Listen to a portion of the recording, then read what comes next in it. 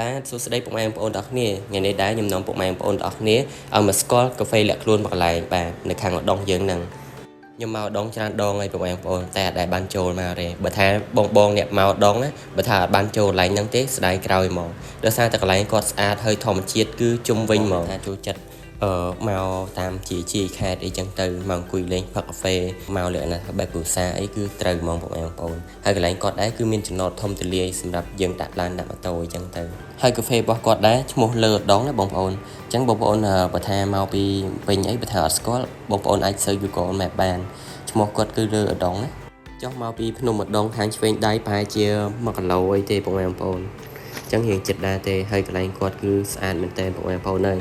ហើយបើថាមីនុយគេវិញគឺអែហ្មងបងប្អូនមានតែពីថ្នោតកាហ្វេមានតែពីអីទៀតនិយាយទៅប្លែកហ្មងសម្រាប់ខ្ញុំ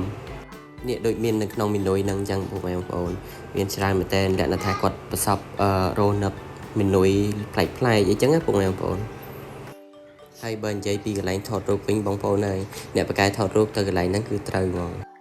នេះដូចបងខ្ញុំអីហ្នឹងគឺមិនបាច់ទេគាត់ទៅគាត់តែថតរូបហ្នឹងចូល1ម៉ោងបាត់ហើយអញ្ចឹងពុកម៉ែបងប្អូនទៅលេឧដុង្គកុំភ្លេចចូលកាហ្វេលើឧដុង្គបាទអរគុណ